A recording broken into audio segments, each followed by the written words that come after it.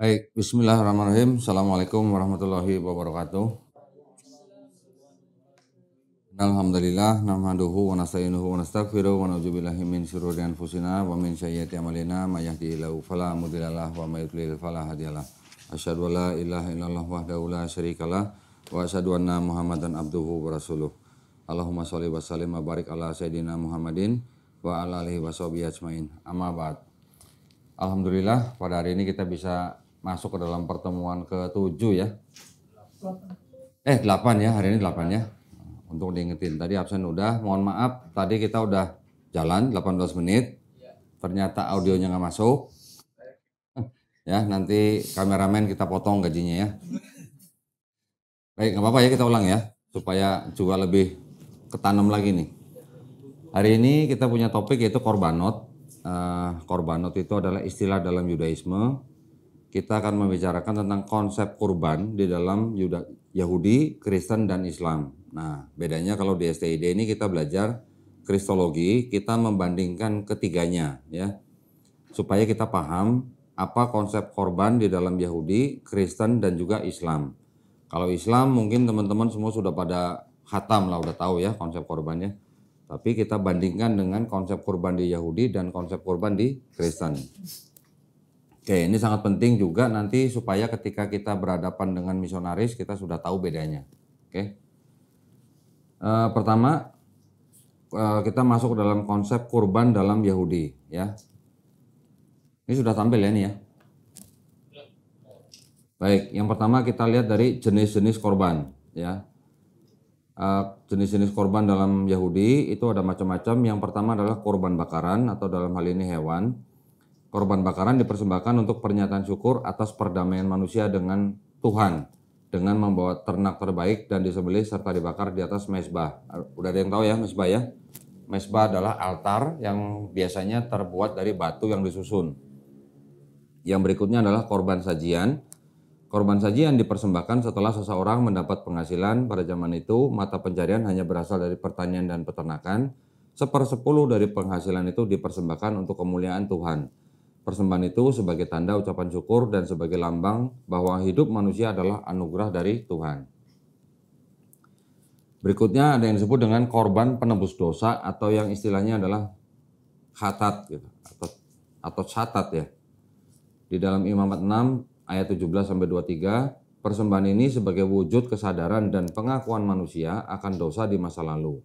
Korban ini berupa lembu jantan muda yang disembelih lalu dibakar di atas mezbah. Yang dipersembahkan hanya bagian-bagian yang dianggap paling harum. Sedangkan seluruh bagian lain harus dibakar di luar kemah pertemuan karena kemah pertemuan tidak boleh tercemar. Saya nggak tahu yang dianggap paling harum nih apa, nggak tahu saya. Mungkin daging yang paling lembut atau gimana, nggak tahu ya. Yang berikutnya adalah korban penebus salah atau disebut asams. Di dalam Imamat 7 ayat 1-7, korban ini diberikan ketika manusia melakukan dosa tanpa sengaja atau lalai. Nah, perhatikan. Ada dosa yang disebut dosa yang tidak disengaja atau lalai. Misalnya ketika seseorang lalai memenuhi janjinya kepada orang lain. Imamat mengajarkan bahwa orang yang lalai itu harus mengganti kerugian dan mempersembahkan selamim atau korban syukur atau korban keselamatan. Juga ada di Imamat 3 dan Imamat 7 pasal 11 ayat sampai 34. Berikutnya ada korban keselamatan, yaitu berupa ternak yang dibawa ke hadapan Tuhan. Korban ini dipersembahkan kepada Tuhan tiap kali berkunjung ke bait suci. Korban ini ditujukan sebagai ucapan syukur, lambang keselamatan yang dianugerahkan Tuhan sehingga manusia tidak binasa dalam dosa. Catatan, ada yang disebut dengan minca. Korban dengan memberikan hasil pertanian terbaik, korban sajian, ini tidak dibahas karena tidak berhubungan dengan korban darah. Kemudian poin berikutnya adalah B, dilakukan untuk dosa yang tidak disengaja. Apa yang dilakukan? Korban ya. Karena korban darah ini akan kita pelajari juga dalam perspektif Kristen, di mana Yesus mengorbankan darahnya untuk menebus dosa manusia. Maka yang akan kita bahas jenis korban yang berhubungan dengan penebusan dosa atau salah, yaitu catat atau asam. Dalam Taurat atau Tanakh, korban bakaran dilakukan untuk dosa ringan. Supaya jelas, kita bahas tingkatan dosa dalam perspektif Yudaisme, ada 3 level dosa. Dosa seharusnya dipandang secara keseluruhan, mulai dari motivasi, rencana, pikiran, mentalitas, semua yang ada di dalam sampai perbuatan yang kelihatan di luar. Oke. Dalam kitab Tanakh minimal ada 3 tingkatan dosa. Yang pertama, penggunaan korban juga dibedakan atas berbagai jenis dosa atau kesalahan. Dosa dalam Yudaisme terdiri dari beberapa tingkat berat. Yang paling ringan adalah khat, diterjemahkan oleh Kristen sebagai dosa. Khat, hata'ah atau hatat, yang arti harafiahnya adalah kekeliruan, kekurangan dalam tindakan, atau salah langkah, yaitu suatu pelanggaran perintah yang dilakukan dalam ketidaktahuan makna sesungguhnya perintah tersebut. Yang berikutnya adalah awon atau avon, itu bersifat impulsif atau istilahnya lustful acts. Seseorang yang tidak dapat mengontrol dorongannya. Awon atau disebut dengan iniquity, perbuatan salah ya. LAI menerjemahkan dengan bersalah. Guilt atau kesalahan, yaitu seseorang yang tidak mampu mengendalikan dorongan yang tidak baik dalam dirinya. Suatu pelanggaran perintah kecil yang dilakukan dengan penuh kesadaran mengenai keberadaan dan hakikat perintah itu atau bemezid. Yang terberat adalah pesa. Pesa atau durhaka kepada Tuhan, pesa atau meret suatu tindakan melawan Allah. Bentuk terberatnya yaitu resa, suatu tindakan yang dilakukan dengan niat jahat. Ketiga derajat dosa ini disebutkan dalam Mazmur 106 ayat 6. Kami dan nenek moyang kami telah berbuat dosa atau hatanu. Kami telah bersalah atau heewinu. Telah berbuat fasik atau hirsanu. Susunan ini juga terdapat pada 1 Raja-Raja 8 ayat 47. Dan apabila mereka sadar kembali di tempat mereka tertawan, dan mereka berbalik dan memohon kepadamu di negeri orang-orang yang mengangkut mereka tertawan, dengan berkata, kami telah berdosa atau khat, bersalah atau avon, dan berbuat fasik atau reha. Khat atau dosa ini bisa diampuni dengan korban darah, tetapi avon dan pesa tidak bisa karena masuk pada kategori dosa yang berat atau serius. Korban penebusan dosa atau salah dalam perspektif Yudaisme hanya untuk dosa yang dilakukan secara tidak sengaja atau bahasa Jawanya unintentional sins. Di dalam Imamat 5 ayat 14-15, Tuhan berfirman kepada Musa, apabila seseorang berubah setia dan tidak sengaja berbuat dosa dalam suatu hal kudus yang dipersembahkan kepada Tuhan, maka haruslah ia mempersembahkan kepada Tuhan sebagai tebusan salahnya seekor domba jantan yang tidak bercela dari kambing domba dinilai menurut sikal perak, yakni menurut sikal kudus menjadi korban penebus salah. Di dalam Imamat 4 ayat 2-3, katakanlah kepada orang Israel, apabila seseorang tidak dengan sengaja berbuat dosa dalam sesuatu hal yang dilarang Tuhan, dan ia memang melakukan salah satu daripadanya, maka jikalau yang berbuat dosa itu imam yang diurapi, sehingga bangsanya turut bersalah, haruslah ia mempersembahkan kepada Tuhan karena dosa yang telah diperbuatnya itu seekor lembu jantan muda yang tidak bercela sebagai korban penghapus dosa.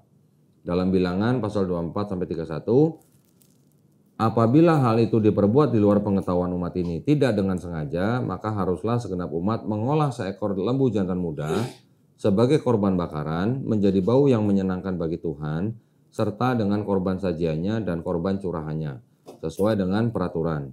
Juga seekor kambing jantan sebagai korban penghapus dosa. Lanjut, dosa-dosa yang tidak sengaja secara spesifik ada yang disebutkan dalam Imamat 5. Hukum-hukum tersebut adalah, pertama, tidak mau memberi keterangan waktu mendengar orang lain mengutuk. Kedua, kena najis, misalnya bangkai hewan yang najis. Ketiga, kena najis yang berasal dari manusia, misal kencing, kotoran manusia. Keempat, mengucapkan sumpah secara teledor dengan bibirnya, hendak berbuat yang buruk atau yang baik, intinya yang seenaknya saja ia bersumpah. Berarti kalau kemarin saya nggak mau disentuh sama pendeta Sudahlah tuh berarti nggak apa-apa dong ya, takut kena najis gitu ya. Ya. Berikutnya di dalam Imamat pasal 5 ayat 1-6. Apabila seseorang berbuat dosa, yakni jika ia mendengar seseorang mengutuk atau mengutuki, dan ia dapat naik saksi karena ia melihat atau mengetahuinya, tetapi ia tidak mau memberi keterangan, maka ia harus menanggung kesalahannya sendiri. Atau bila seseorang kena sesuatu yang najis, baik bangkai binatang liar yang najis, atau bangkai hewan yang najis, atau bangkai binatang yang mengeriap yang najis, tanpa menyadari hal itu, maka ia menjadi najis dan bersalah. Atau apabila ia kena kepada kenajisan berasal dari manusia, dengan kenajisan apapun juga ia menjadi najis tanpa menyadari hal itu, tetapi kemudian ia mengetahuinya, maka ia bersalah. Atau apabila seseorang bersumpah teledor dengan bibirnya, hendak berbuat yang buruk atau yang baik, sumpah apapun juga yang diucapkan orang dengan teledor, tanpa menyadari hal itu, tetapi kemudian ia mengetahuinya, maka ia bersalah dalam salah satu perkara itu. Jadi apabila ia bersalah dalam salah satu perkara itu, haruslah ia mengakui dosa yang telah diperbuatnya itu. Dan haruslah ia mempersembahkan kepada Tuhan sebagai tebusan salah, karena dosa itu, seekor betina dari domba atau kambing menjadi korban penghapus dosa. Dengan demikian, imam mengadakan pendamaian bagi orang itu karena dosanya. Jadi, perhatikan di dalam konsep korban di dalam Yahudi, khusus untuk yang hewan itu hanya untuk dosa yang tidak disengaja. Oke. Berikutnya syarat-syarat. Syarat masing-masing jenis korban berbeda. Ada yang dagingnya dibakar semua, ada yang sebagian disebutkan dalam Imamat pasal 7. Namun syarat secara umum adalah pertama, sesuai prosedur, dibakar, darahnya dipercikan di tempat-tempat tertentu di bait suci.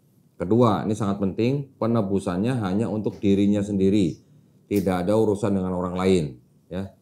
Ketiga, korban manusia dilarang, tidak boleh mengorbankan manusia.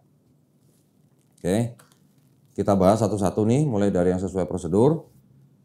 Yang sesuai prosedur diantaranya adalah harus dilakukan di bait suci oleh imam bait suci, penyembelihan di mezbah, daging harus dibakar, darah dipercikan di tempat-tempat tertentu di bait suci. Bagaimana jika imam yang melakukannya tidak sesuai prosedur, maka imam tersebut akan mati. Tidak boleh dilakukan jika tidak ada bait suci.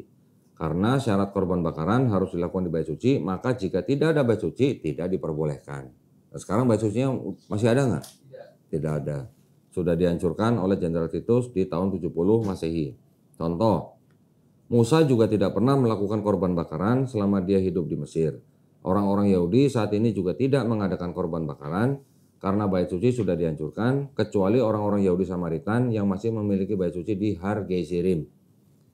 Kok bisa ada beda nih orang Yahudi Samaritan? Yang kita omongin tadi itu adalah Yahudi yang Yudea atau Yerusalem, ya, yang berada di selatan Palestina. Ternyata ada juga kelompok orang-orang Yahudi yang disebut dengan Yahudi Samaritan, yang mana mereka punya bait suci yang berbeda dengan orang Yahudi Yudea atau Yerusalem. Orang Yahudi Samaritan juga punya bait suci sendiri, yaitu di Har Gezirim. Ya, mereka juga punya kitab yang berbeda dengan kitabnya sih disebutnya sama-sama Torah, yang 5 kitab Musa. Tetapi dibandingkan antara Torahnya orang Yahudi Samaritan dan Torahnya orang Yahudi Yerusalem, terdapat kira-kira 6.000 perbedaan di dalam Torah saja. Torah itu hanya 5 kitab Musa, ya, yang Kejadian, Keluaran, Imamat, Bilangan, Ulangan. Berikutnya, penebusan untuk dirinya sendiri. Apabila seseorang berbuat dosa, yakni jika ia mendengar seorang mengutuk dan ia dapat naik saksi karena ia melihat atau mengetahuinya, tetapi ia tidak mau memberi keterangan, maka ia harus menanggung kesalahannya sendiri. Imamat 5 ayat 1. Di 2 Tawarik 25 ayat 4, tetapi anak-anak mereka tidak dihukum mati olehnya, melainkan ia bertindak sesuai dengan apa yang tertulis dalam Taurat, yakni kitab Musa, di mana Tuhan telah memberi perintah, janganlah ayah mati karena anaknya, janganlah juga anak mati karena ayahnya, melainkan setiap orang harus mati karena dosanya sendiri. Di Yeskiel 18 ayat 20, orang yang berbuat dosa itu yang harus mati. Anak tidak turut menanggung kesalahan ayahnya, dan ayah tidak turut menanggung kesalahan anaknya. Orang benar akan menerima berkat kebenarannya, dan kefasikan orang fasik akan tertanggung atasnya. Berikutnya, Taurat melarang human sacrifice atau pengorbanan manusia. Kambing, domba, lembu sebagai gantinya, karena human sacrifice atau manusia yang dikorbankan adalah satu kekejian dan kejijikan bagi Tuhan. Jadi kita mengetahui jika ada sesosok manusia yang digadang-gadang sebagai korban persembahan atau keselamatan, maka itu bukanlah dari Tuhan. Ya, di Imamat 18 ayat 21, janganlah kau serahkan seseorang dari anak-anakmu untuk dipersembahkan kepada Molokh. Molokh itu dewa Molokh, ya. Supaya jangan kau melanggar kekudusan nama Elohimu, akulah Tuhan. Di Yeremia 32 ayat 35, mereka mendirikan bukit-bukit pengorbanan untuk Baal di lembah Ben Hinnom untuk mempersembahkan anak-anak lelaki dan anak-anak perempuan mereka kepada Molokh, sebagai korban dalam api, sekalipun aku tidak pernah memerintahkannya kepada mereka, dan sekalipun hal itu tidak pernah timbul dalam hatiku, yakni hal melakukan kejijikan ini sehingga Yehuda tergelincir ke dalam dosa. Oke. Yang berikutnya, bagaimana jika itu dosa besar dan sengaja dilakukan? Nah, ini pertanyaan ya. Dosa yang dilakukan dengan sengaja tidak bisa dihapus dengan korban, melainkan dengan apa? Pertobatan. Pertobatan penduduk Niniwe dan pertobatan Raja Daud menghapus dosa mereka. Baca Yesaya pasal 1 ayat 10 sampai 18 bahwa pertobatan dan perbuatan baik kepada anak-anak yatim, para janda miskin dapat menghapuskan dosa. Ya, perhatikan ya. Yesaya pasal 1 ayat 10 sampai 12. Dengarlah firman Tuhan, hai pemimpin-pemimpin manusia Sodom. Perhatikanlah pengajaran Allah kita, hai rakyat manusia Gomora. Untuk apa itu korbanmu banyak-banyak?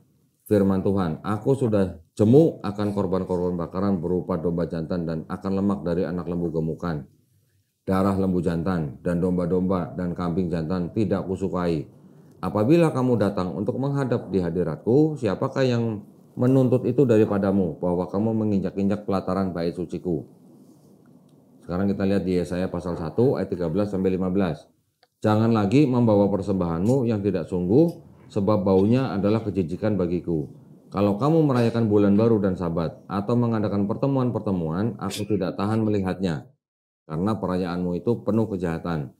Perayaan-perayaan bulan barumu dan pertemuan-pertemuanmu yang tetap, aku benci melihatnya. Semuanya itu menjadi beban bagiku, aku telah payah menanggungnya.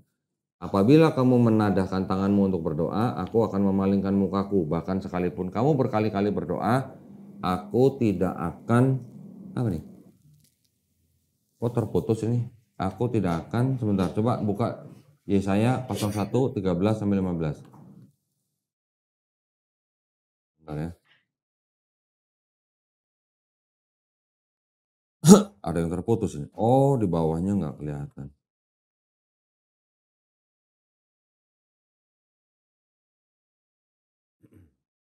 Walah, tulisannya kegedean. Saya kecilin dulu ya, bentar. Ah, ini. Sorry, tadi ada yang ketinggalan. Apabila kamu menadahkan tanganmu untuk berdoa, aku akan memalingkan mukaku, bahkan sekalipun kamu berkali-kali berdoa, aku tidak akan mendengarkannya, sebab tanganmu penuh dengan darah. Nah ya, sekarang kita masuk ke dalam Yesaya pasal 1 ayat 16 sampai 18. Basuhlah, bersihkanlah dirimu, jauhkanlah perbuatan-perbuatanmu yang jahat dari depan mataku. Berhentilah berbuat jahat, belajarlah berbuat baik, usahakanlah keadilan, kendalikanlah orang kejam, belalah hak anak-anak yatim, perjuangkanlah perkara janda-janda. Marilah, baiklah kita berperkara, firman Tuhan. Sekalipun dosamu merah seperti kirmisi, akan menjadi putih seperti salju. Sekalipun berwarna merah seperti kain kesumba, akan menjadi putih seperti bulu domba. Ya, ini sering saya bacakan bahwa dengan ayat ini seharusnya manusia yang berdosa, jika dia bertobat, dosa yang merah seperti kirmisi akan menjadi putih seperti salju. Atau orang yang bertobat walaupun dosanya merah seperti kain kesumba akan menjadi putih seperti bulu domba, ya. Berarti tidak perlu ada orang yang harus mati di atas kayu salib untuk menebus dosa orang lain. Sekarang kita beranjak ke poin yang lain. Apakah korban darah bisa diganti dengan yang lain? Korban darah bisa diganti jika memang tidak memungkinkan. Contohnya mengenai asam ada di Imamat pasal 5 ayat 1 sampai 13. Korban dengan tepung terigu. Imamat 5 ayat 5, jadi apabila ia bersalah dalam salah satu perkara itu, haruslah ia mengakui dosa yang telah diperbuatnya itu. Dan haruslah ia mempersembahkan kepada Tuhan sebagai tebusan salah karena dosa itu, seekor betina dari domba atau kambing, menjadi korban penghapus dosa. Dengan demikian, imam mengadakan pendamaian bagi orang itu karena dosanya. Bagaimana kalau orang tidak mampu menyediakan domba atau kambing, tidak mampu karena miskin? Boleh diganti dengan 2 ekor burung tekukur atau 2 ekor burung merpati. Di pasal 5 ayat 7-nya, tetapi jikalau ia tidak mampu untuk menyediakan kambing atau domba, maka sebagai tebusan salah karena dosa yang telah diperbuatnya itu, haruslah ia mempersembahkan kepada Tuhan 2 ekor burung tekukur atau 2 ekor anak burung merpati. Yang seekor menjadi korban penghapus dosa dan yang seekor lagi menjadi korban bakaran. Nah ya, ternyata buat orang yang tidak mampu ada opsi gitu.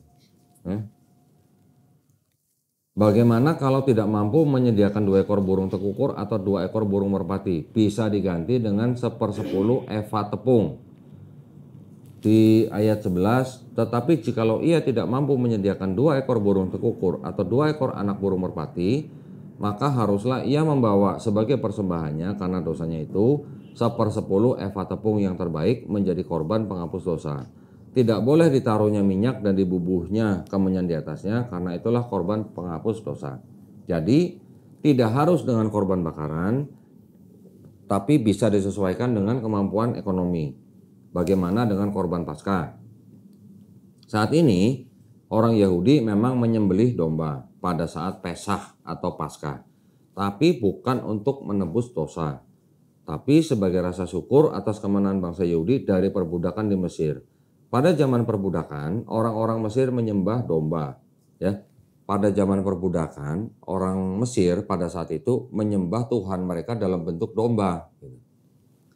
Dan karena itu Elohim atau Tuhan marah dan memerintahkan orang-orang Yahudi menyembelih domba dan darahnya ditorehkan di pintu rumah mereka masing-masing. Untuk apa? Untuk menantang bangsa Mesir bahwa Tuhan mereka yang berupa domba tidak mampu berbuat apa-apa. Karena bangsa Israel taat akan perintah Elohim, maka mereka diselamatkan dari perbudakan di Mesir. Ya, ini salah satu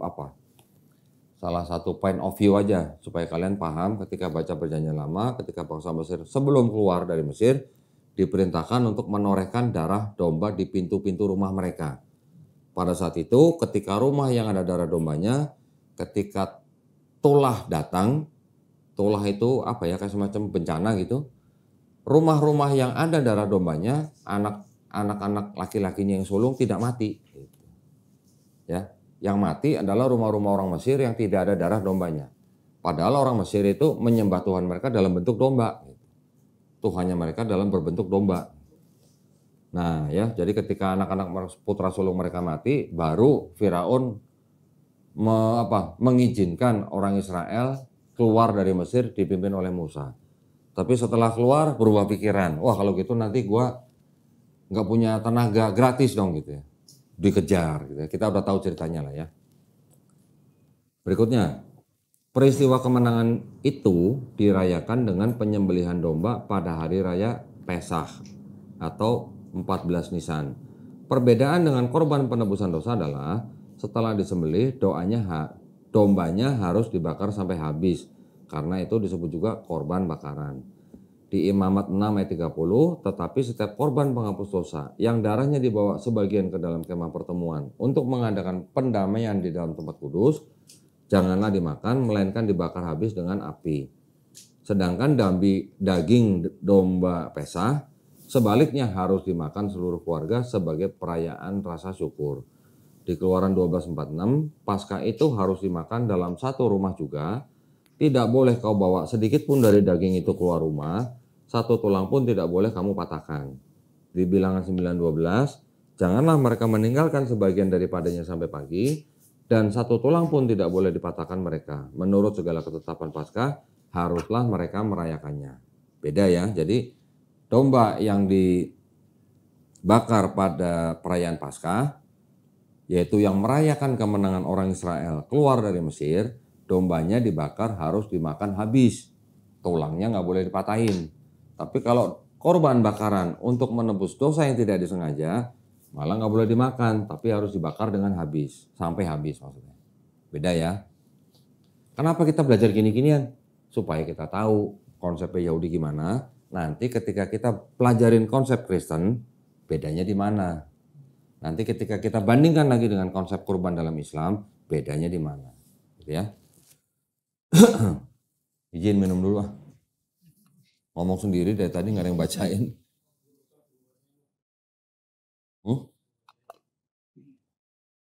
Nggak usah. F. Apakah korban sesembelihan masih diperlukan? Nah, kita baca di 1 Samuel 15:22. Tetapi jawab Samuel, apakah Tuhan itu berkenan kepada korban bakaran dan korban sesembelihan sama seperti kepada mendengarkan suara Tuhan? Sesungguhnya mendengarkan lebih baik daripada korban sembelihan, memperhatikan lebih baik daripada lemak domba-domba jantan. Di dalam Mazmur 40 ayat 6, engkau tidak berkenan kepada korban sembelihan dan korban sajian, tetapi engkau telah membuka telingaku, korban bakaran dan korban penghapus dosa tidak engkau tuntut. Nah, korban Paskah. Saat ini orang Yahudi memang menyembelih domba. Ini tadi udah ya kayaknya ya.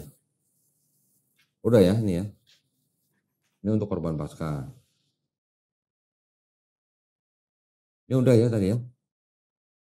Oke, nah jadi kita tadi sudah membaca bahwa ada kok jenis-jenis korban bakaran dalam Yahudi.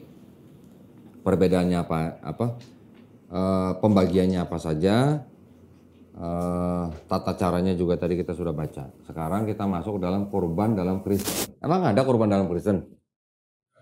Hah? Ada. Nah, kita lihat. Mereka menggunakan ayat di dalam Perjanjian Baru, yaitu di dalam Ibrani 9 ayat 22. Nah, ini dasar mereka ya untuk menjustifikasi bahwa di dalam Kristen juga ada konsep korban, di mana mereka menyandarkan iman mereka pada ayat Ibrani 9 ayat 22 yang berbunyi begini. Dan hampir segala sesuatu disucikan menurut hukum Taurat dengan darah. Dan tanpa penumpahan darah tidak ada pengampunan. Kelihatannya matching ya. Kelihatannya. Tidak ada penumpahan darah, tidak ada pengampunan. Bedanya apa? Kalau di Yahudi tidak ada pengampunan darah, tidak ada pengampunan, yang dimaksud darah itu darah apa? Darah hewan. Kalau di Kristen tidak ada penumpahan darah, tidak ada pengampunan, darah apa? Darah manusia, darah Yesus. Bedanya di situ, gitu ya. Di Yahudi korban hewan atau artinya dengan menumpahkan darah hewan korban itu untuk penebusan dosa. Tetapi tolong diingat, penebusan dosa ini adalah untuk dosa yang tidak disengaja. Ya, untuk dosa yang disengaja bagaimana? Bertobat. Ya, sedangkan di dalam Kristen mereka mengutip ayat dari Perjanjian Lama, tidak ada penumpahan darah, tidak ada pengampunan, tapi mereka membubuhkan konsep baru yang dimaksud penumpahan darah di situ adalah penumpahan darah Yesus di atas kayu salib. Jadi Yesus yang disalib di atas kayu salib itu dianggap sebagai gantinya domba korban di dalam Perjanjian Lama. Perjanjian Lama korbannya domba, Perjanjian Baru domba itu diganti dengan Yesus, makanya Yesus disebut sebagai anak domba Allah. Di mana ayatnya? Cari coba. Kalau nggak salah itu adalah di Yohanes kalau nggak salah. Ya, Yesus disebut sebagai anak domba Allah. Mau dibacain nggak? Salah satu bacain. Salah satu bacain. Yohanes 1 ayat 29. Sebentar saya tunjukin ininya. Baca yang di TV aja biar pemirsa juga melihat nih.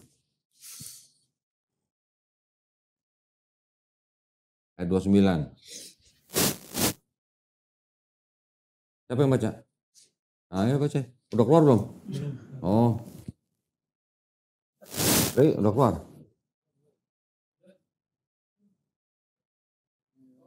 Oh, belum. Berarti yang tadi harus tutup dulu ya?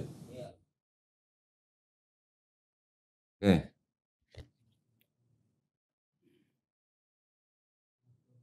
Udah? Udah. Hah? Segini kurang gede? Pada keesokan harinya, Yohanes melihat Yesus datang kepadanya. Ia berkata, "Lihatlah anak domba Allah yang menghapus dosa dunia." Nah, di sini Yesus disebut anak domba Allah. Menggantikan domba yang di dalam Perjanjian Lama sebagai korban penebus dosa.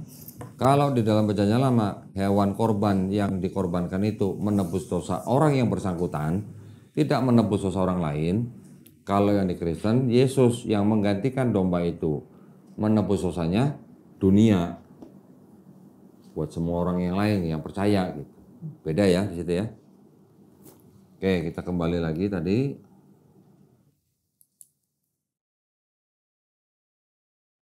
Udah?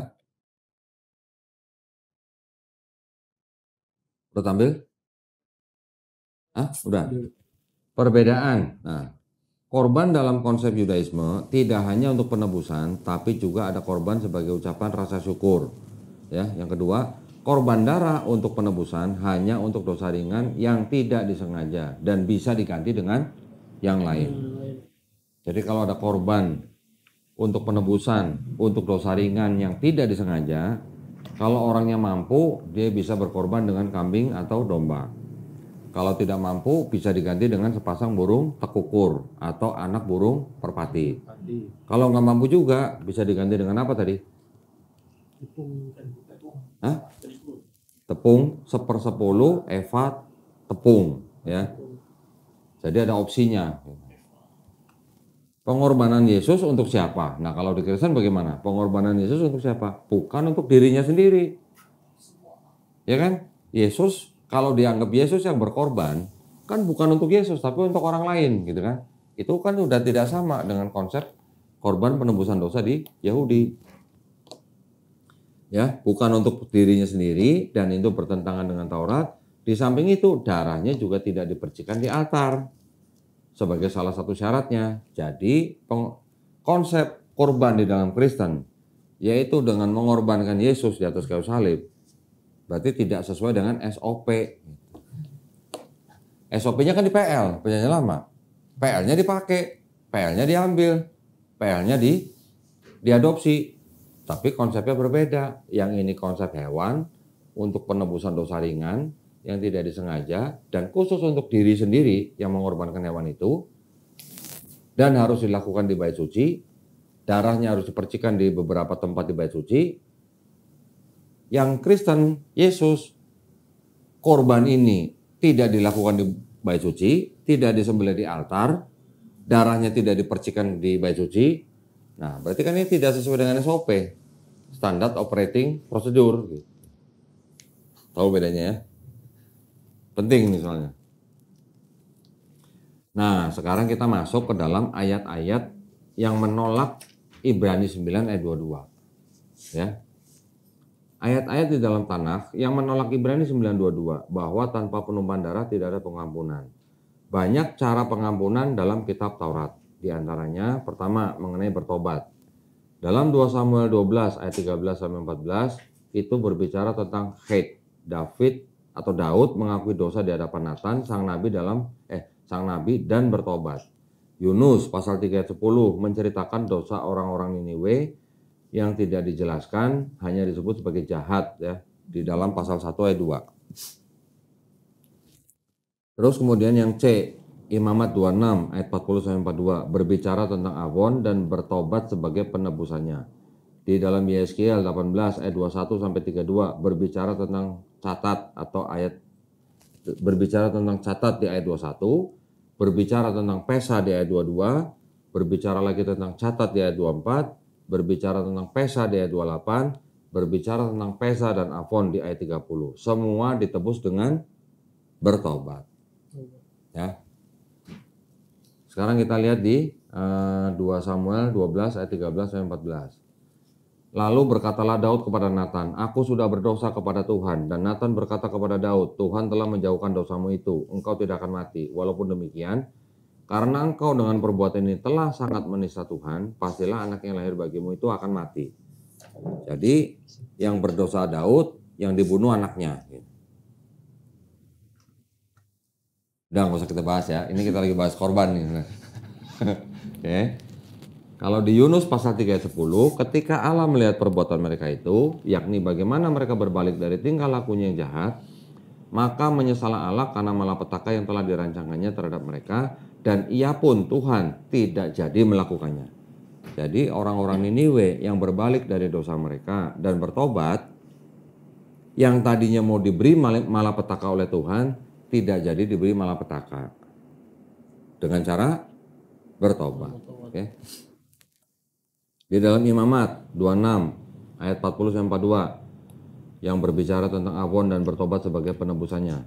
Tetapi bila mereka mengakui kesalahan mereka dan kesalahan nenek moyang mereka dalam hal berubah setia yang dilakukan mereka terhadap aku, dan mengakui juga bahwa hidup mereka bertentangan dengan daku, Aku pun bertindak melawan mereka dan membawa mereka ke negeri musuh mereka. Dan bila kemudian hati mereka yang tidak bersunat itu telah tunduk dan mereka telah membayar pulih kesalahan mereka, maka aku akan mengingat perjanjianku dengan Yakub, juga perjanjian dengan Ishak, dan perjanjianku dengan Abraham pun akan kuingat, dan negeri itu akan kuingat juga.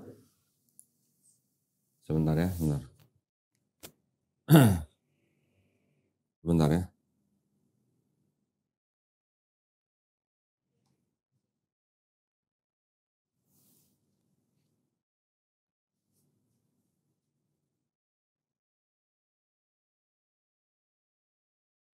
Bentar ya. Baik, tadi sampai ayat 42 ya. Berikutnya, di Yeskiel 18 ayat 21 sampai 32 tentang catat di ayat 21, Pesa ayat 22, catat di ayat 24, Pesa ayat 28, Pesa dan Afon ayat 30. Ayat 21, tetapi jikalau orang fasik bertobat dari segala dosa yang dilakukannya dan berpegang pada segala ketetapanku, serta melakukan keadilan dan kebenaran, ia pasti hidup, ia tidak akan mati. Nah, ini ayat sudah sangat-sangat jelas bahwa orang fasik yang bertobat dari segala dosa, kemudian berpegang pada segala ketetapan Tuhan, serta melakukan keadilan dan kebenaran, ia pasti hidup. Jadi nggak perlu ada orang yang harus mati di atas kayu salib. Bukan di atas genteng ya, di atas kayu salib. Segala durhaka yang dibuatnya tidak akan diingat-ingat lagi terhadap dia. Tuh, durhaka yang dilakukan tidak akan diingat-ingat lagi. Ia akan hidup karena kebenaran yang dilakukannya. Apakah aku berkenan kepada kematian orang fasik? Demikianlah firman Tuhan Allah. Bukankah kepada pertobatannya supaya ia hidup? Perhatikan ayat 24. Jikalau orang benar berbalik dari kebenarannya dan melakukan kecurangan seperti segala kekejian yang dilakukan orang fasik, apakah ia akan hidup? Segala kebenaran yang dilakukannya tidak akan diingat-ingat lagi. Ia harus mati karena ia berubah setia karena dosa yang dilakukannya. Tetapi kamu berkata, tindakan Tuhan tidak tepat. Dengarlah dulu, hai kaum Israel, apakah tindakanku yang tidak tepat atau tindakanmu yang tidak tepat?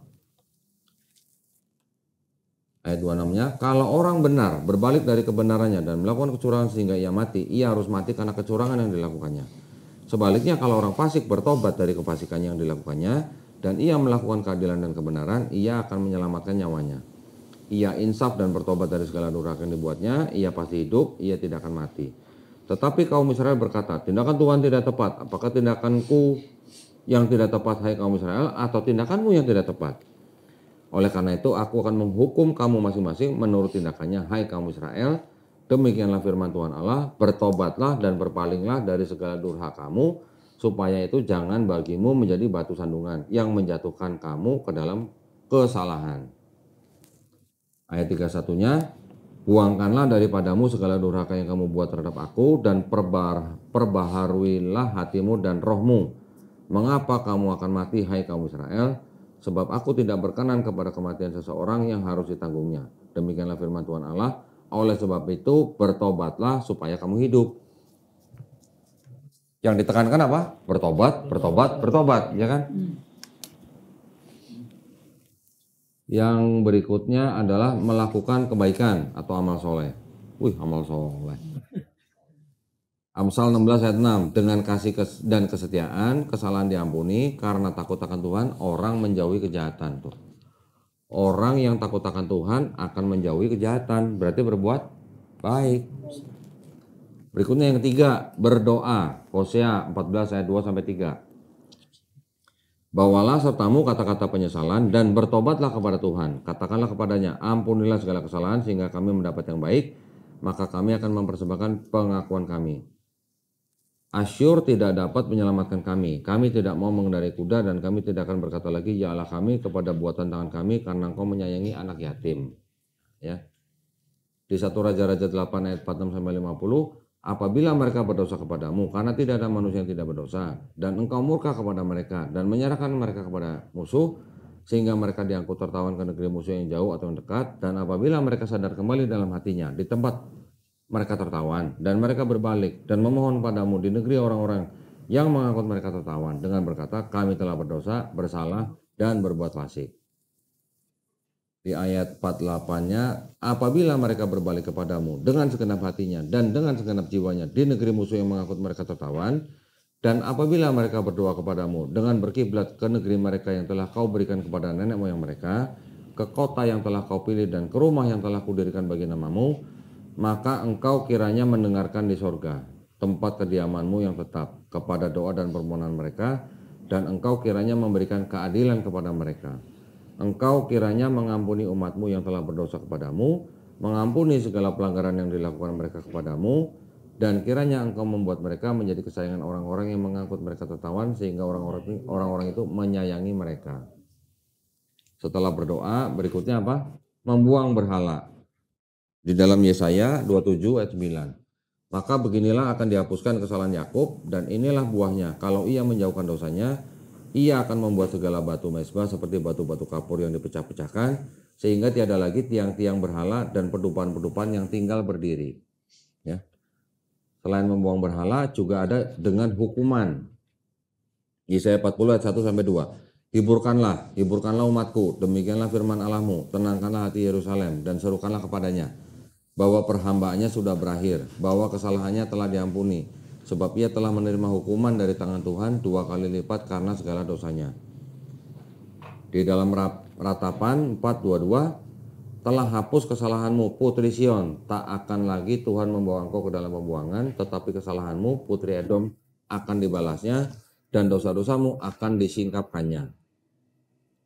Ya, setelah hukuman ada lagi yang namanya kematian. Yesaya 22 ayat 14. Tetapi Tuhan semesta alam menyatakan diri dan berfirman kepadaku, sungguh kesalahanmu ini tidak akan diampuni sampai kamu mati, firman Tuhan semesta alam. Tapi ayat ini berbicara dalam konteks sebagian orang yang diperintahkan bertobat dan meratapi dosa mereka malah makan minum karena akan mati. Ada orang-orang yang sudah istilahnya diperintahkan untuk bertobat dan mereka diperintahkan untuk meratapi dosa mereka, tapi orang-orang ada sebagian yang malah makan minum karena besok mau mati gitu. Nah ini dosanya nggak diampunin. Ya. Ada lagi nanti dengan uang. Keluaran 30, 15 sampai 16. Orang kaya janganlah mempersembahkan lebih dan orang miskin janganlah mempersembahkan kurang dari setengah shikal itu pada waktu dipersembahkan persembahan khusus itu kepada Tuhan untuk mengadakan perdamaian bagi nyawa kamu sekalian. Dan haruslah engkau memungut uang pendamaian itu dari orang Israel dan menggunakannya untuk ibadah dalam kemah pertemuan, supaya itu menjadi peringatan di hadapan Tuhan untuk mengingat kepada orang Israel dan untuk mengadakan pendamaian bagi nyawa kamu sekalian. Selain uang juga bisa dengan perhiasan. Bilangan 31:50. Sebab itu kami mempersembahkan sebagai persembahan kepada Tuhan apa yang didapat masing-masing, yakni barang-barang emas, gelang kaki, gelang tangan, cincin meterai, anting-anting dan kerongsang untuk mengadakan pendamaian bagi nyawa kami di hadapan Tuhan. Nah, ya. Ini adalah ayat-ayat yang menolak konsep di dalam Ibrani 9 ayat 2, di mana sebenarnya konsep Ibrani 9 ayat 22 itu sebenarnya mengambil konsep dari Perjanjian Lama tapi membedakan konsepnya. Kalau Perjanjian Lama konsep penebusan dosa dengan darah itu untuk dosa yang tidak disengaja dan banyak aturannya, ada opsinya. Ibrani 9:22 dia mengambil kalimat tanpa penumpahan darah tidak ada pengampunan, tapi mereka mengganti korban itu dengan Yesus atau seorang manusia. Sedangkan di Perjanjian Lama tadi kita juga sudah membaca bahwa pengorbanan manusia atau mengorbankan manusia adalah sebuah kekejian dan kejijikan bagi Tuhan. Jadi berbeda nih, ya. Sampai di sini udah paham bedanya? Saya kecepatan apa kurang cepat? Kecepatan. Ulang lagi dari awal. Lo nyiksa gua berarti. Ulangnya di YouTube. Bisa diulang di YouTube ya nanti ya, didengerin lagi, dicatat. Nanti PowerPoint-nya juga saya kirim ke grup ya. Oke, sampai di sini kita masuk ke dalam kurban dalam Islam. Nah, berarti kalau ini saya yakin teman-teman pasti udah tahu ya. Kurban merupakan bagian integral dari Hari Raya Idul Adha, dikenal juga sebagai sunnah Nabi Ibrahim alaihissalam. Kurban dari kata qorib yang arti dekat, seperti kedekatan Nabi Ibrahim dengan Allah. Pada perayaan kurban dagingnya dibagikan Kalau tadi kurban bakaran yang Paskah nggak boleh keluar dari rumah, nggak boleh bagi-bagi ya. Kalau daging kurban dalam Islam justru malah dibagikan, terutama bagi mereka yang tidak mampu. Jadi tujuan kurban adalah meneladani ketaatan Nabi Ibrahim alaihissalam kepada Allah untuk kita mendekatkan diri kepada Allah, berserah diri. Ya. Di samping itu ada hikmah lain yang didapat dalam kurban di dalam Islam. Kenapa? Oh, kirain mau gantiin saya di sini. Yang pertama yaitu unity atau persatuan, ya, meningkatkan hubungan manusia yang lebih baik dengan berbagi masyarakat dari berbagai tingkat sosial, jadi menjadikan umat Islam lebih bersatu, ukhuwah Islamiyah. Yang kedua adalah bentuk ketakwaan di dalam Quran surat Al-Hajj ayat ke-37. Perhatikan, ini penting nih. Daging-daging unta dan darahnya itu sekali-kali tidak dapat mencapai keridhaan Allah. Tapi apa? Ketakwaan dari kamulah yang dapat mencapainya. Perhatiin. Jadi kalau kalian nanti insya Allah berkorban, kambing misalnya, jangan kira daging kurban itu mencapai keridhaan Allah. Bukan dagingnya yang mencapai keridhaan Allah, tapi ketakwaan kita. Ya, apalagi kalau kalian berkorbannya sapi nih. Wah, yang dulunya kambing 3 juta gitu. Ganti jadi sapi 25 juta. Hati-hati, ini juga bisa menimbulkan apa? Hah? Ujub. Walaupun kalian nggak mengucapkan, walaupun kalian nggak memperlihatkan kepada orang lain, tapi kalau di dalam hati kecil kita merasa bangga, kita sudah berkorban sekian juta untuk orang banyak, hati-hati. Yang mencapai keridhaan Allah apa di Quran surat Al-Hajj? Bukan dagingnya, tapi ketakwaan kita. Ya. Tolong ditanamkan ini ya, karena kalian nanti pasti akan berkorban. Demikianlah Allah telah menundukkannya untuk kamu, supaya kamu mengagungkan Allah terhadap hidayahnya kepada kamu. Dan berilah kabar gembira kepada orang-orang yang berbuat baik. Juga di dalam Quran surat Al-Kautsar, ada ayat di dalam ayat 2, maka dirikanlah sholat karena Tuhanmu dan berkorbanlah. Ya, dan berkorbanlah berarti itu adalah sebuah perintah. Bagaimana kita mentaati perintah tersebut. Yang ketiga, meningkatkan sikap empati kepada orang lain. Ya, kita juga melakukan korban untuk supaya kita memperlihatkan empati kita kepada orang-orang yang belum beruntung, yang mungkin nggak bisa tiap bulan atau bahkan tiap hari makan daging. Ya kan? Kita kan juga melakukan kurban di rumah Quran. Kurban yang buat santri-santri kita itu dimasukkan ke dalam freezer. Ya. Jadi ketika kapan mereka butuh makan daging, tinggal keluarin dari freezer, diangetin, diolah, mereka bisa makan daging selama setahun. Sampai begitu gitu ya. Ya. Yang terakhir yaitu kita meneladani kesabaran Nabi Ismail alaihissalam. Kenapa? Juga karena kita mengetahui dalam cerita di dalam Quran bahwa ketika Nabi Ibrahim alaihissalam diperintahkan Allah Subhanahu wa taala untuk menyembelih anaknya, ketika anaknya ini mencapai usia yang cukup, anak ini diberitahu mimpi ayahnya, anak ini menjawab dengan apa? Lakukanlah sesuai yang diperintahkan pada ayahanda gitu. Jadi Nabi Ismail alaihissalam adalah salah satu nabi yang disebutkan dengan gelar apa? Orang yang sabar. Nah, kita juga harus belajar kesabaran kita itu bisa jadi merupakan ketakwaan kita juga buat Allah Subhanahu wa taala. Oke. Sampai di sini sudah habis. Ada yang mau ditambahin atau mungkin ditanya? Silakan pakai mic.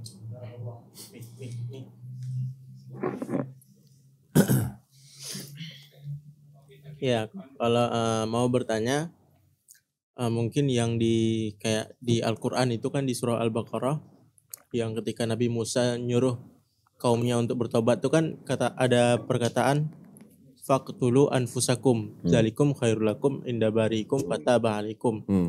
Nah, itu termasuk ke dalam kan kalau mau bertobat di dalam Taurat kan dengan ini kok, dengan tadi yang sudah dibilang kalau dosa yang nggak disengaja itu dengan sembelihan hewan. Yang serius dengan bertobat. Nah, tapi kenapa kalau di Al-Quran itu ada perkataan Suruh demikian. saling membunuh.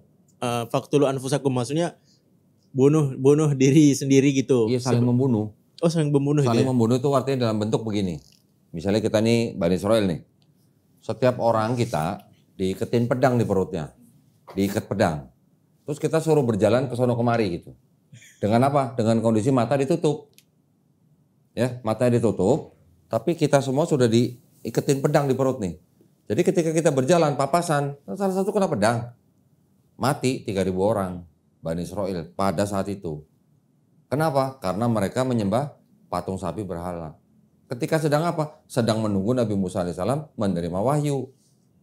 Berarti aturan kalau melakukan dosa besar dengan cara bertobat, itu aturan yang sudah disampaikan kepada Bani Israel apa belum pada saat itu? Belum ya? Nah sudah. Gitu. Jadi harus tahu dulu konteksnya cerita itu sedang apa, kapan, dan di mana. Ya, bedanya di situ. Iya. Jangan mencomot ayat tanpa tahu konteks, ntar kayak orang Kristen loh. Hati-hati ya. Jadi harus tahu juga asbabun nuzulnya. Oke. Yang lain? Ini kok, boleh dijelaskan dulu nggak ini yang Dari tadi udah Yahudi dijelasin. Samaritan? Boleh dijelaskan dulu. Ini apa yang terpecahnya yang Yahudi Samaritan sama Yudea tadi? Oh, itu cerita memang cukup apa ya? Cukup fundamental ya buat mereka ya. Orang Samaritan itu mereka bisa apa namanya? Bisa dibilang mereka bukan termasuk yang di dalam 12 suku Bani Israel itu. Mereka dianggap adalah sebagai keturunan dari Nabi Yusuf alaihissalam. Nah, jadi ada 12 suku Bani Israel. Salah satunya ini kan suku Yusuf. Karena Yusuf dan adiknya Benyamin adalah dua daripada 12 suku Bani Israel. Nah, yang Samaritan ini keturunan dari Yusuf. Nah, ya. Mereka memisahkan diri dan mereka mengaku sebagai penjaga Taurat. Jumlahnya saat ini itu di Palestina, jumlahnya mungkin nggak lebih dari 1.000 orang. Iya, pengikutnya sekarang orang-orang Samaritan itu jumlahnya nggak lebih dari 1.000 orang. Mungkin sekitar 700 sampai 800 orang saja. Dan mereka sangat menutup diri, mungkin juga tidak mau berbaur dengan orang lain. Dan mereka punya kitab mereka sendiri yang mereka sebut juga Taurat. Tapi Tauratnya mereka kalau dibandingkan dengan Tauratnya yang Yahudi, Yudea atau Yerusalem itu, di dalamnya ada perbedaan kata-kata. Itu kurang lebih sampai 6.000 perbedaan. Nah, mereka juga mengaku punya bait suci sendiri. Mereka mempercayai bahwa tempat apa ya, yang dimana Abraham mau menyembelih anaknya itu tempatnya beda. Nah, kalau yang Yahudi Yerusalem bilang tempatnya itu di Gunung Moria. Kalau yang Samaritan tempatnya di mana? Di Gunung Gezirim gitu. Nah, ini boleh dikatakan apa ya sebagai bukti bahwa tradisi suku dan bangsa pada saat itu pun bisa terlihat bedanya sampai sekarang gitu. Sekarang saya tanya, kalau di Islam tempat Nabi Ibrahim alaihissalam akan menyembelih anaknya Nabi Ismail alaihissalam itu di mana? Di mana? Di atas? Enggak, tempatnya lokasinya di mana? Moria. Di Palestina atau di Arab Saudi? Palestina. Yakin? Yakin? Yakin nggak? Hah? Belum pernah umroh berarti. Belum pernah umroh kan? Ya, jadi nggak tahu bahwa di Arab ternyata ada tempat yang diyakini itulah tempat Nabi Ibrahim alaihissalam mau menyembelih anaknya. Bukan di Palestina. Nah, jadi ini ada tradisi yang narasinya sama, tetapi tempatnya beda. Ya kan? Yahudi Yerusalem di Gunung Moria, Yahudi Samaritan di Gunung Gezirim, Islam di mana? Di Mekah, dekat Mekah. Sekarang Sungai Zam-Zam di mana? Gak jauh dari Ka'bah kan? Berarti Siti Hajar, kan kita mempunyai tradisi sendiri nih bahwa Siti Hajar menemukan air Zam-Zam ketika berlari-lari kan? Di mana? Gak jauh dari Ka'bah. Tapi kalau yang di Yahudi di mana tempatnya? Di Beersheba. Ya nggak? Nah gitu.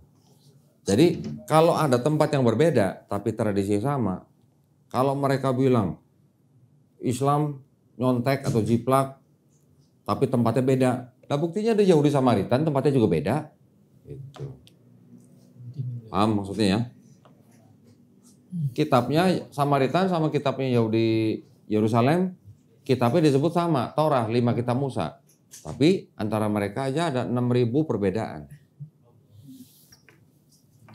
Buktinya mana? Wah, Donitan ngomong doang nih. Gitu.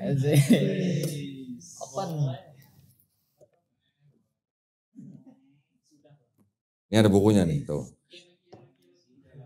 Ya. The Torah, Jewish and Samaritan versions compared. Nah, jadi Torah sebutnya kan. Versi Yahudi dan Samaritan dibandingkan. Ya. A side by side comparison of the two versions with the differences highlighted. Jadi dibandingkan bersebelahan, perbandingan bersebelahan dari kedua versi dengan dengan perbedaan-perbedaan yang ditandai gitu. Ini diatur oleh Mark Solson.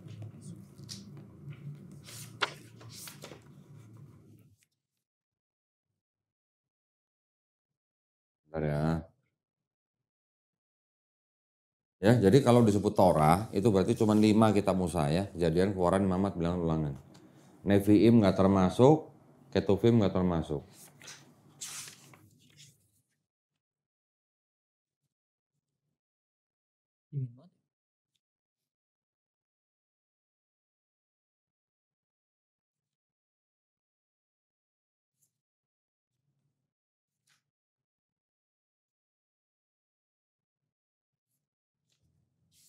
Nah, mereka membandingkannya dengan cara begini. Ya. Sama sama-sama dalam bahasa Ibrani. Tapi bedanya kalau yang Torah Yerusalem, mereka sudah menggunakan nikut. Nikut apa itu nikut? Tanda baca. Harokat gitu loh. Kalau yang Samaritan tanpa tanda baca. Kalau kita kenal dengan sebutan apa? Arab gundul gitu. Ya. Yang tahu cara bacanya ya mereka gitu. Karena mereka sudah belajar dari kecil. Kalau hurufnya begini walaupun tanpa tanda baca, mereka udah bacanya begitu karena mereka udah mengenal dari kecil gitu. Nah, ada huruf-huruf yang dibuat tebal.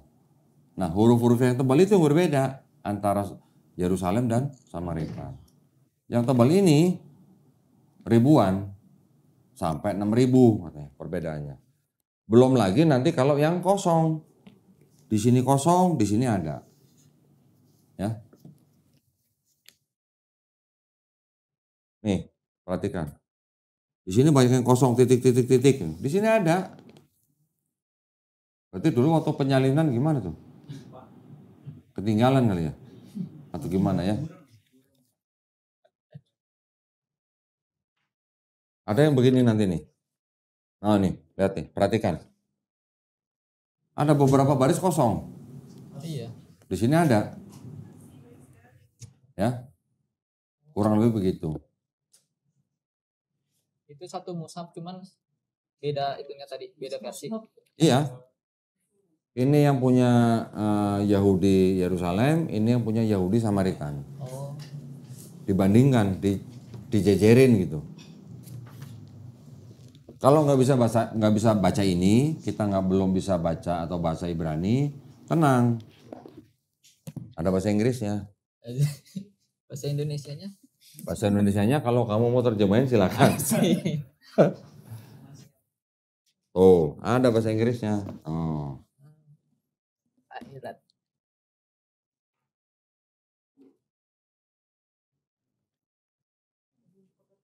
Kayak gini-gini nih. Contoh, ini yang sudah diterjemahkan dalam bahasa Inggris nih. Ya. Yang saya tandain warna kuning ini punya Samaritan sebelah kiri, yang sebelah kanannya punya Masoretik, Yerusalem atau Masoretik. Yang di sini satu kata artinya 6, yang di sini satu kata artinya 7. Bisa beda tuh, sini 6, sini 7. Ya. Belum lagi yang lain. Nah, ini yang paling mencolok nih. Ini yang paling mencolok nih. Yang ini punya Yerusalem, yang ini punya Samaritan. Di sini yang ini diceritakan Ismail setelah diusir, ya, dikatakan dia menjadi seperti orang liar gitu, atau diterjemahkan dalam LAI apa? Keledai liar gitu. Ya. Coba buka Kejadian 16. Kita bandingkan. Kalian sama-sama cek. Kejadian 16 ayat 12. Nah, ini penting juga nih. Kejadian 16, 12. Mana mic-nya? Tolong bacain. Atau saya tampilkan di sini.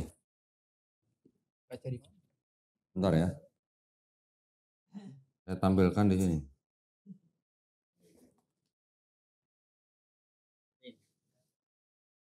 Bentar, saya tampilkan biar yang nonton juga paham nih apa yang saya omongin nih. Nah itu. Kejadian 16, 12. Tolong bacain. Seorang laki-laki yang lakunya seperti keledai liar. Demikianlah nanti anak itu tangannya akan melawan tiap-tiap orang dan tangan tiap-tiap orang akan melawan dia. Dan di tempat kediamannya ia akan menentang semua saudaranya. Nah, ini lagi ngomongin siapa? Ngomongin Ismail. Perhatikan ayat-ayat sebelumnya.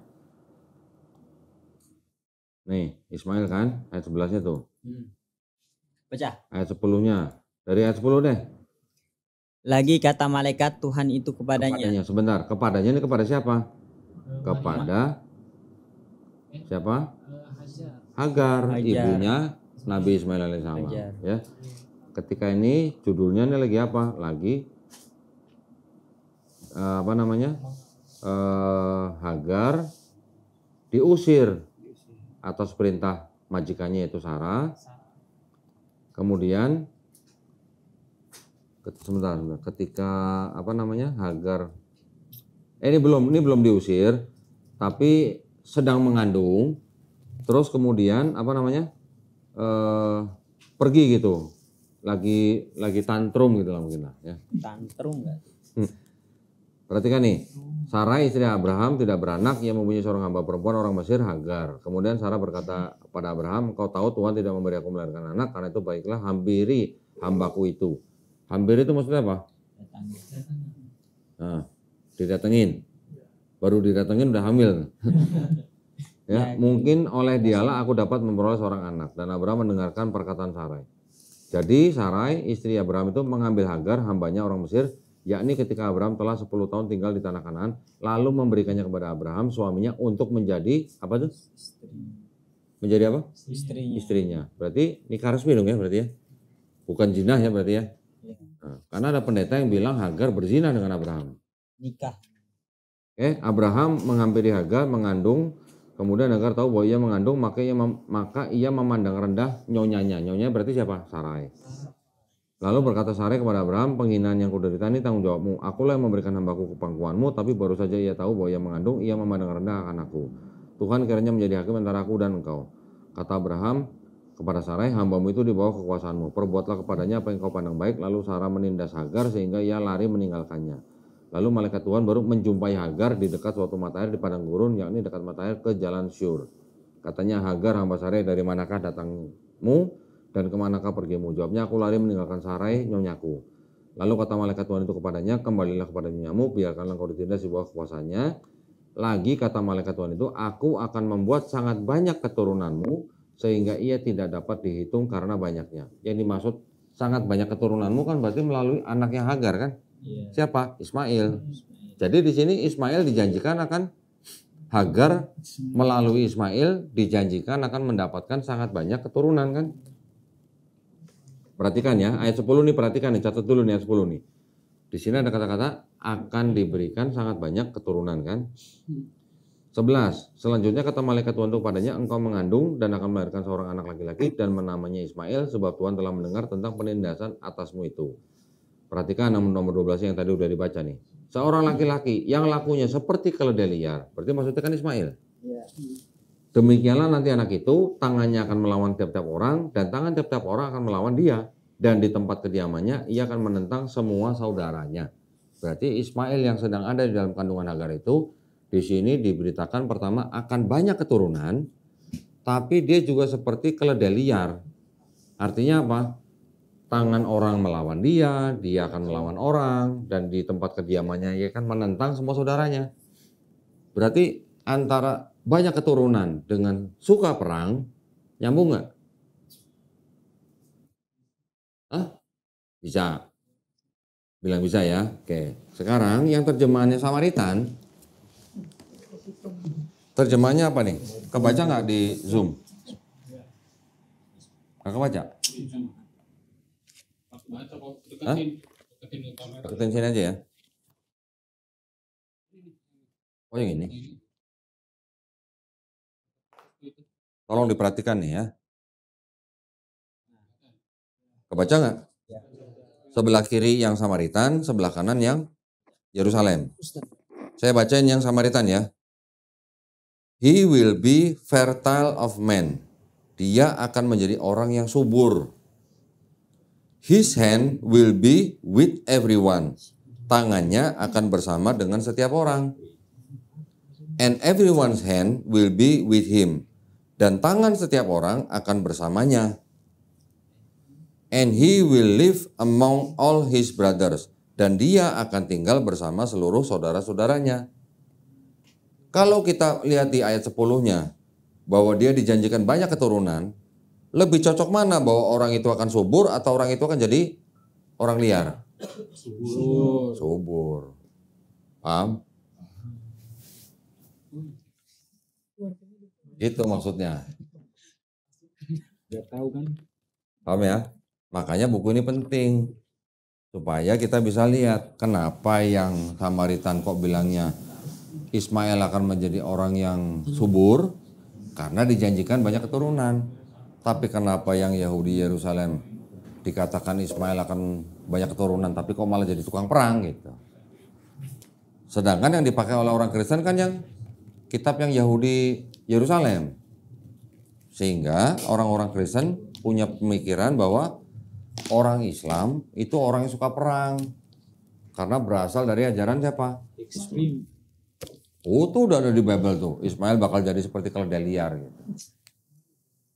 Gitu ya, supaya ini kalian paham nih latar belakangnya. Tapi saya juga pernah podcast dengan Rabbi Tovia Singer. Kalimat yang disebut dengan keledai liar oleh Rabbi Tovia Singer itu dipahami seperti ini. Bahwa keledai liar itu menggambarkan bahwa dia akan menjadi seorang yang tahan terhadap segala lingkungan. Kalau kita bandingkan keledai liar dengan kuda, lebih tahan mana keledai liar dengan kuda? Hah? Lebih tahan mana? Keledai. Kalau kuda kan butuh tempat khusus, butuh makanan khusus, butuh perawatan khusus. Memang tenaganya dan kecepatannya jauh lebih bagus kuda, ya kan kalau buat perang gitu kan. Tapi ketahanan tubuhnya antara keledai dan kuda, kuda butuh perawatan khusus, kuda butuh makanan khusus, kuda butuh kandang. Tapi kalau keledai lepas aja loh. Dilepas di mana aja keledai mah kuat-kuat aja gitu. Itu maksudnya. Pemahamannya Rabbi Tovia Singer terhadap kata keledai liar. Tapi kata mengenai tangan orang menentang dia, tangan dia menentang orang, itu dia nggak jelasin. Tapi kalau kita balik ke ayat 10, dia dijanjikan akan mempunyai banyak keturunan. Kalau yang Samaritan bilang dia akan menjadi orang yang subur, lebih matching mana? Gitu. Paham ya? Ada lagi pertanyaan?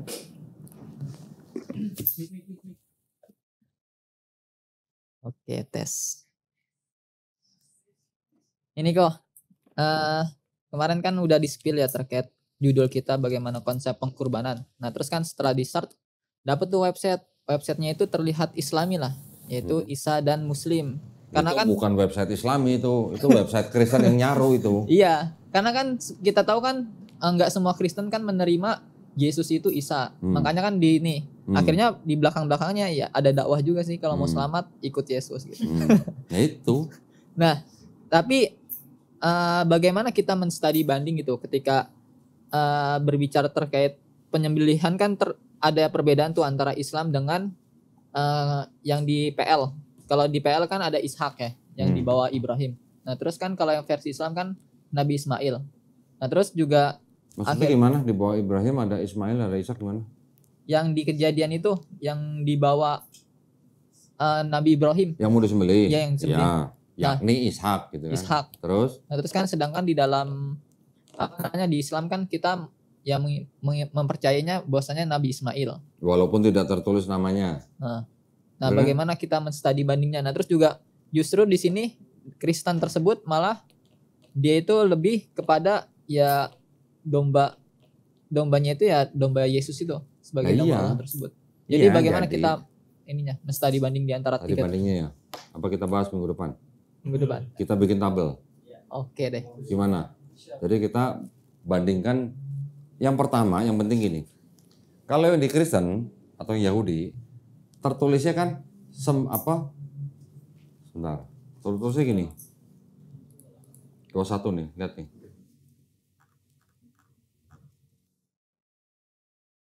Dua, sorry. Perhatikan. Ayat kedua nih. Firman-Nya, ambillah anakmu yang tunggal itu, yang engkau kasihi, yakni Ishak. Ya kan? Pergilah ke tanah Moria dan persembahkanlah dia di sana sebagai korban bakaran pada salah satu gunung yang akan kukatakan padamu. Di sini mereka sudah hanya menyandarkan kepada teks, yaitu di sini ada tulisan siapa? Ishak. Tapi orang-orang Kristen juga tidak memperhatikan kronologinya. Nah, kronologinya berarti kita harus mundur nih. Mundur dulu ke belakang. Ketika Hagar diusir, mengembaranya di mana? Ketika Ismail sudah besar, baru mereka menetap di mana? Pada saat mereka mengembara, Abraham mengadakan perjanjian dengan Abimelek di mana? Ya.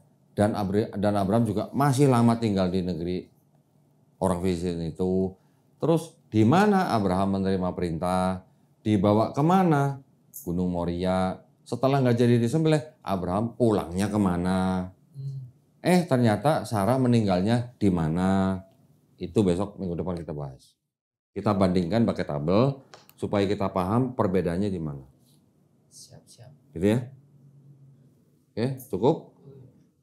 Udah berapa menit, Ri? Oke, saya masih kasih waktu tambah 17 menit lagi deh, biar 1,5 jam. Yang mau tanya silakan.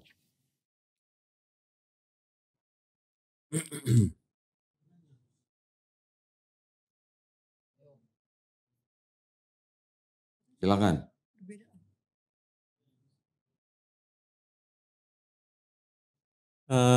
Sama yang kayak tadi itu kok di masanya Nabi Musa itu kan ada ketika Bani Israel atau kaumnya Nabi Musa itu kan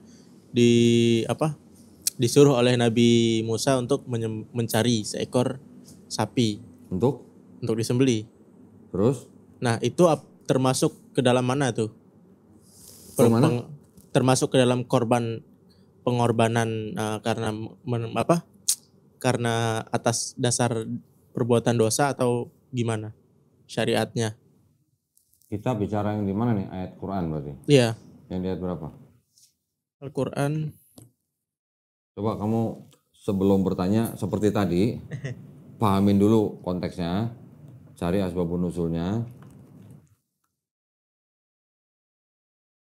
Di Quran, Al-Baqarah ya? Iya. Ayat berapa?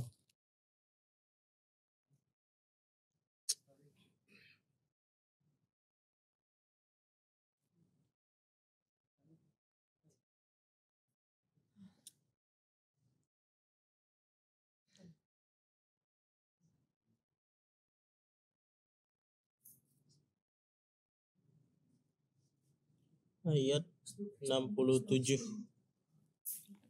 67. Ayat 67 sampai 73.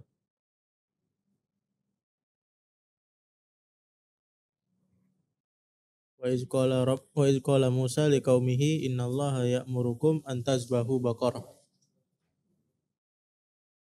Qalu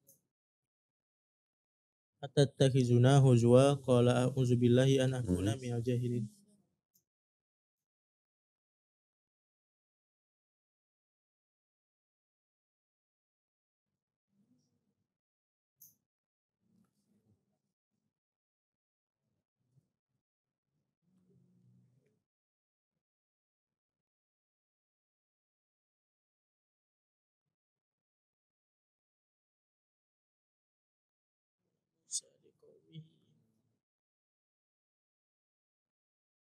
Udah baca beberapa ayat sebelumnya belum?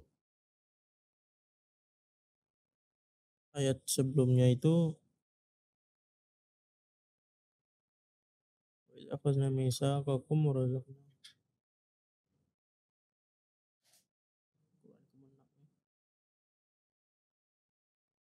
Coba dibaca beberapa ayat sebelumnya atau ayat sesudahnya supaya kita tahu konteksnya apa nih, ngomongin apa nih gitu. Pertanyaannya apa tadi? Itu termasuk ke dalam korban yang mana? Apakah itu korban dalam artian pengampunan untuk dosa? Kan tadi kan di dalam Yahudi kan ada korban itu untuk pengampunan dosa yang tidak sengaja. Ya, gini, yang tadi saya jelaskan dari awal itu kan sumbernya dari kitabnya mereka, kitabnya Yahudi. Ketika kita masuk ke Quran, jangan bawa itu. Jangan bawa itu, karena di Quran itu Quran bukan buku petunjuk melaksanakan kurban, bukan. Ya, Quran itu adalah buku petunjuk yang menggunakan kisah-kisah sebelumnya sebagai peringatan buat kita. Jadi kalau bertanya soal teknis seperti itu jangan merujuk langsung kepada Quran, jangan membawa urusan teknisnya Yahudi ke dalam Quran. Itu mungkin nggak akan dijelaskan.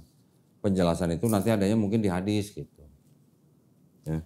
Jadi kalau pertanyaan seperti itu, apakah ini korban ini, kita harus mengetahui alasan atau latar belakang Allah Subhanahu Wa Taala memerintahkan Musa untuk menyembelih seekor sapi betina itu untuk apa? Caranya gimana? Baca ayat-ayat sebelumnya dan baca ayat-ayat sesudahnya.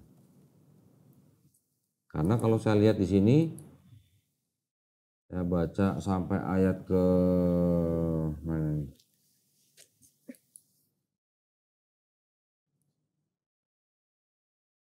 Ayat 72 apa nih? Dan ingatlah ketika kamu membunuh seorang manusia lalu kamu saling tuduh-menuduh tentang itu dan Allah hendak menyingkapkan apa yang selama ini kamu sembunyikan. Lalu kami berfirman, pukullah mayat itu dengan sebagian anggota sapi betina itu.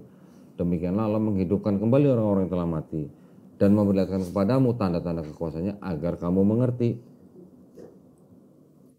Nah, jadi kalau begini kan ini sebenarnya nggak ada urusan sama kurban nih. Ya kan? Kalau kita baca beberapa ayat sesudahnya, di ayat 72 itu apa? 72, 73 coba. Ini kan masih nyambung nih. Coba dibaca sampai ayat 73. Dan ingatlah ketika dari 72. Enggak, dari 67 dong. Kan kamu bilang dari 67. Dari 67 sampai 73. Dan ingatlah ketika Musa berkata kepada kaumnya, Allah memerintahkan kamu agar menyembelih seekor sapi betina. Mereka bertanya, apakah engkau akan menjadikan kami sebagai ejekan? Dia Musa menjawab, aku berlindung kepada Allah agar tidak termasuk orang-orang yang bodoh. Mereka berkata, mohonkanlah kepada Tuhanmu untuk kami agar dia menjelaskan kepada kami tentang sapi betina itu. Dia Musa menjawab, ya Allah berfirman bahwa sapi betina itu tidak tua dan tidak muda, tetapi pertengahan antara itu. Maka kerjakanlah apa yang diperintahkan kepadamu. Mereka berkata, mohonkanlah kepada Tuhanmu untuk kami agar dia menjelaskan kepada kami apa warnanya. Dia Musa menjawab, dia Allah berfirman bahwa sapi itu adalah sapi betina yang kuning tua warnanya, yang menyenangkan orang-orang yang memandangnya. Mereka berkata, mohonkanlah kepada Tuhanmu untuk kami agar dia menjelaskan kepada kami tentang sapi betina itu. Karena sesungguhnya sapi itu belum jelas bagi kami dan jika Allah menghendaki niscaya kami mendapat petunjuk. Dia Musa menjawab, dia Allah Subhanahu wa taala berfirman, sapi itu adalah sapi betina yang belum pernah dipakai untuk membajak tanah dan tidak pula untuk mengairi tanaman. Sehat dan tanpa belang. Mereka berkata, sekarang barulah engkau menerangkan hal yang sebenarnya. Lalu mereka menyembelihnya dan nyaris mereka tidak melaksanakan perintah itu. Terus? Dan ingatlah ketika kamu membunuh seseorang lalu kamu tuduh menuduh tentang itu, tetapi Allah menyingkapkan apa yang kamu sembunyikan. Lalu kami berfirman, pukullah mayat itu dengan bagian dari sapi itu. Demikianlah Allah menghidupkan orang yang telah mati dan dia memperlihatkan kepadamu tanda-tanda kekuasaannya agar kamu mengerti. Nah, urusannya apa dengan kurban? Berarti itu bukan termasuk syariat kalau tata cara mau bukan ya? Bukan, ini urusannya disuruh memukul mayat itu dengan bagian anggota tubuh sapi itu. Ini berarti lebih kepada mukjizat mungkin. Iya. Itu. Ini istilahnya ada apa ya? Caranya Allah untuk menyingkapkan dosa-dosanya Bani Israel yang disembunyikan. Gitu. Ya, kalau mau lebih jelasnya lagi, baca tafsirnya. Dari mulai 67 sampai 73.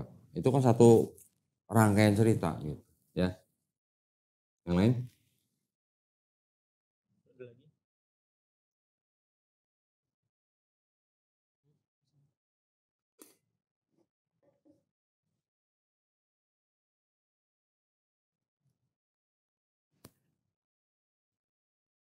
Kalau bisa berhubungan dengan topik, kalau nggak berhubungan dengan topik juga nggak apa-apa.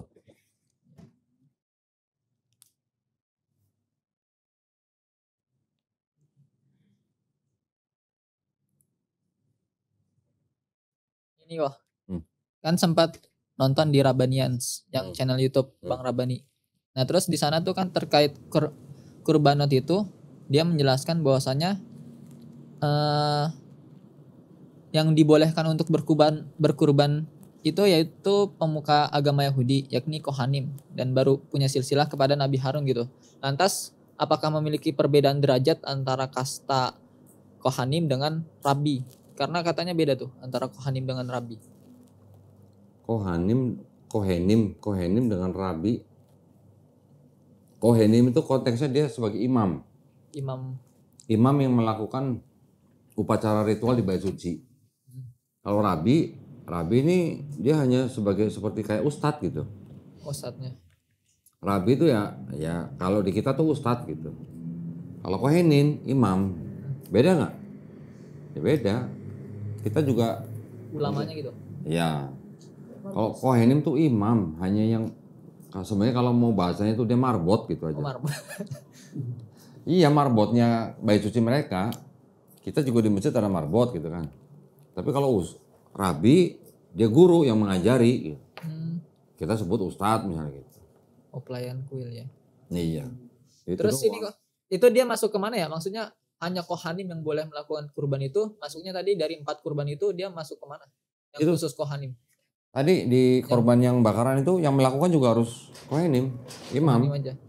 Nanti diperhatikan lagi di PowerPoint-nya. Oh iya. Yang melakukan Kohenim yaitu untuk korban-korban yang mana ada kan tadi? Yang korban bakaran itu tadi kayaknya. Imam tadi yang mana ya?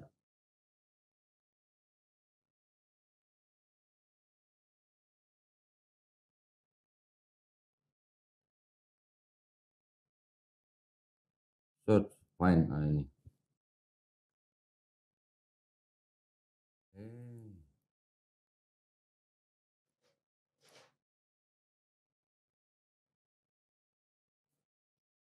Tadi kan imam juga bisa berbuat dosa tuh. Tadi nih Imam 4 ayat 2 sampai 3 juga. Jikalau orang yang berbuat dosa tuh imam yang diurapi, nah itu juga ada aturan itu.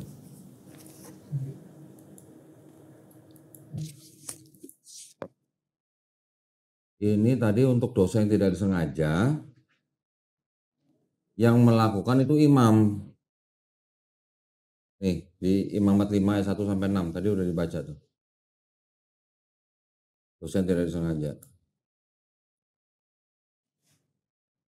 Syarat-syarat prosedur dilakukan di bait suci oleh imam bait suci, penyembelihan di mezbah, daging harus dibakar dari percikan. Itu tadi. Yang lain? Ini loh. Kan kita ketahui bahwasanya kan yang paham dari Kristen ini kan mayoritasnya itu adalah ya pengorbanan Yesus saja. Nah terus nggak ada pengorbanan sesembelihan. Hewan, ya. Nah, namun ternyata ada katanya yang dibilang sama Bang Rabanian ada kurban kudisa itu Sat. Apa? Kurban Korban kudisa. yang melakukan Masih ada dari kalangan Kristen yang masih melakukan kurban kudisa. kalangan Kristen. Itu Kunisa. Kristen denominasi dari mana itu? Mungkin itu Kristen kelompok tertentu yang kecil Gereja jumlahnya. Timur katanya. Dari mana? Gereja Timur. Nah iya Gereja Timur. Kecil itu mah jumlahnya. Ya mungkin begini. Bisa jadi mereka tetap membawa tradisi dari orang Israel. Kan contoh kita tahulah bahwa Kristen Timur itu kan timbul setelah mereka tidak setuju dengan yang konsili Efesus tahun 431. Mereka masih membawa tradisi yang lama. Tapi ketika sudah menjadi pentarki, sudah menjadi Katolik, Ortodok, Protestan, itu kan sudah ditinggalin semua. Iya, nggak semua Kristen pasti yang melakukan itu. Sama seperti contohnya ada Kristen yang masih sujud, ada. Yang masih pakai kerudung, ada. Yang nggak makan babi, ada. Tapi itu adalah Kristen yang kecil-kecil. Kecil-kecil yang mungkin masih mau mengikuti yang perjanjian lama, tapi mereka terbelenggu dengan doktrin perjanjian baru. Kayak gitu.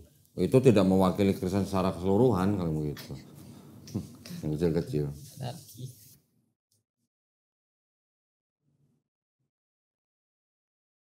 Oke. Nanti ini saya buat PDF, nanti saya kirim ke grup ya.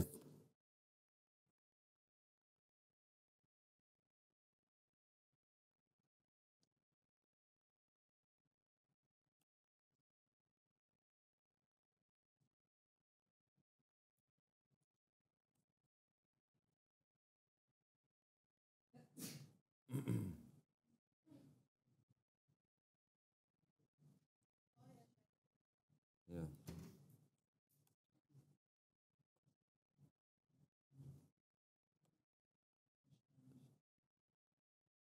Oke, ini saya buat PDF dulu deh.